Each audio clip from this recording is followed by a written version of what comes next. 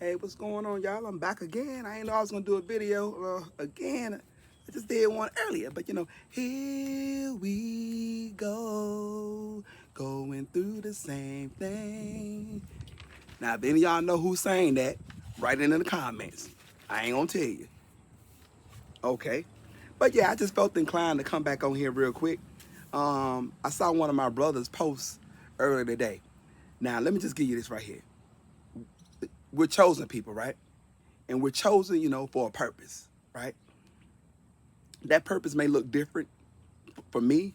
It may look different from this brother or this sister, but we all have the same goal, and that goal is to win souls to Christ, to get people, to draw people to repentance, to come out to sin, come out the matrix, and live and follow and do God's will.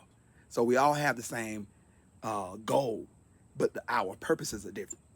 So I saw one of my brother's posts where he was, his post was far as speaking to homosexuals, right? And how that's a sin and all that, which is true. It most definitely is. Me being someone who came out of that sin, I know better than anybody that, man, I'm gonna tell you, when you're evangelizing and trying to win souls to Christ and all this, that, man, when you trying to convert and get a homosexual to see the errors of their ways and how that's a sin, you can. I mean, I'm gonna quote the scriptures, whatever. But that's a hard thing. I prayed many nights since my awakening. I said, "Now I know God, you're gonna have me have. I have a large following on several of my platforms, and one of them is a lot of homosexuals because I was in that sin. So it was all by design because God seen the whole thing, right? He had a plan.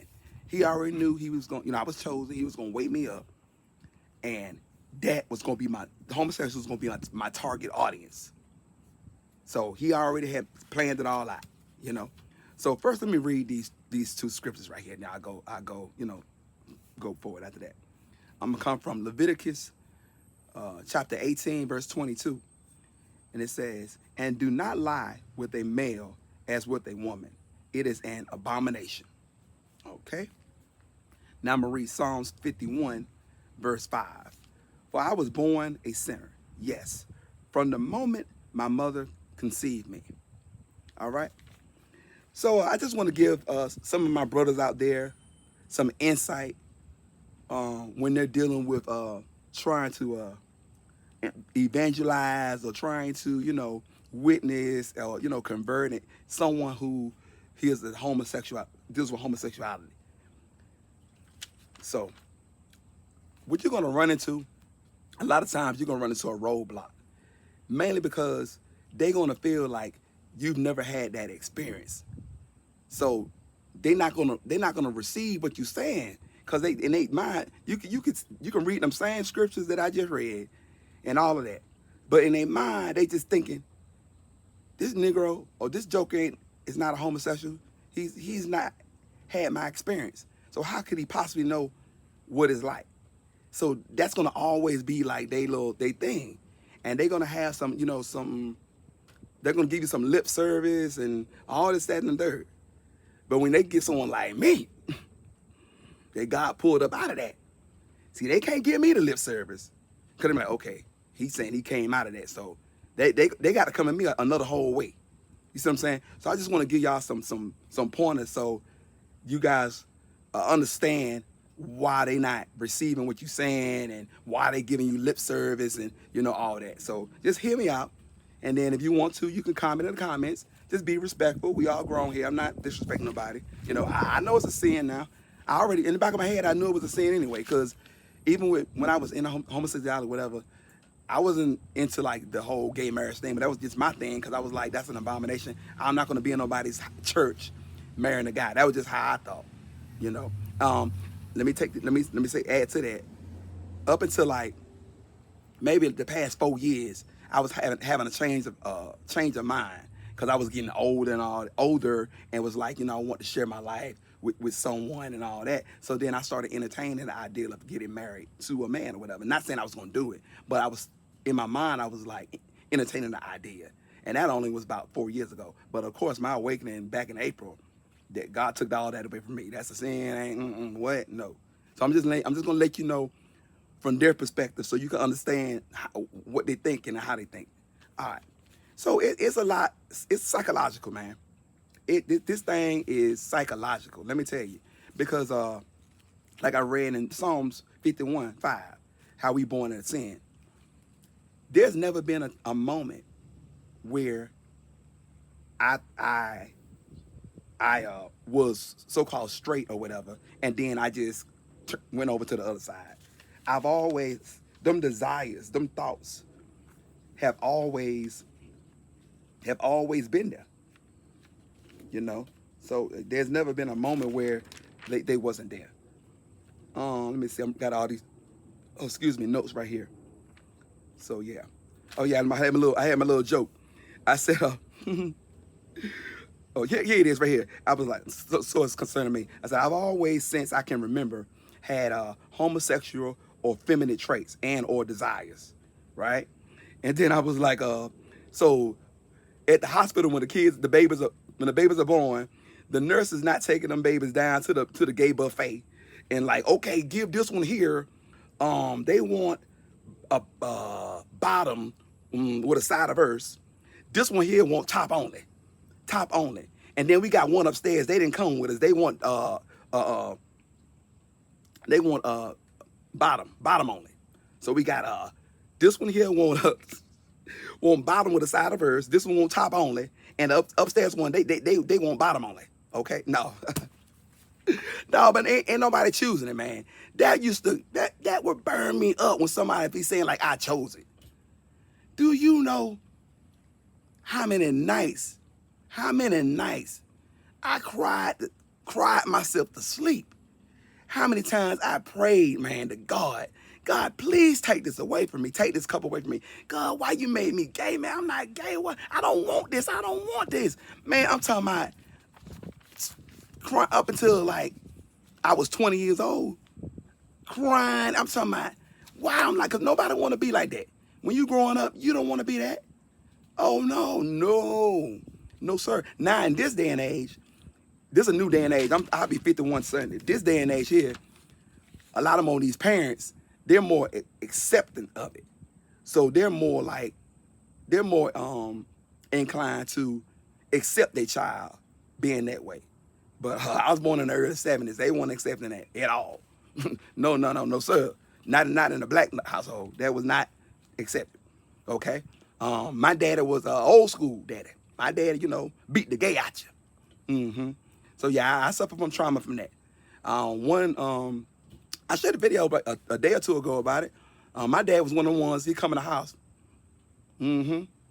Get your sister doll, baby. Get it. Now I know my dad don't want nothing to do with no damn gay and me playing with a doll. But he coming in the house telling me something, get the doll, play with it. And I ain't trying to play with that thing because I know my dad don't like that.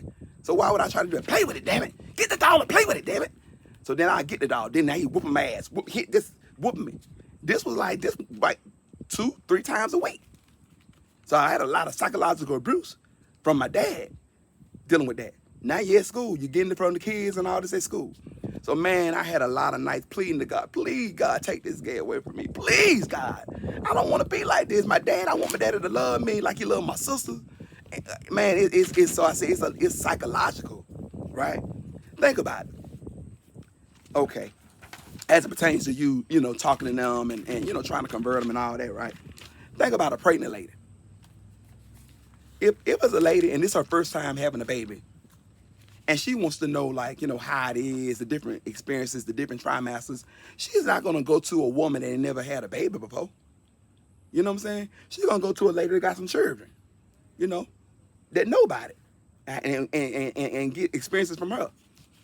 She made the lady that don't have no kids, she may be I wrote it down. She may be a OBGYN, but she's never had any children. You know what I'm saying? So even from her being an OBGYN, she may not receive what that lady got to say. She gonna go find her mama, find her somebody who got some children and get their experience about how it is to be pregnant and have a baby. So that's how a lot of people that deal with homosexuality or whatever, they looking at you like, you don't know my experience. How you telling me? How you don't know what I went through? You don't know how, you don't know how my dad treated me. You don't know, because they not out there, they not out there picking or choosing to be that.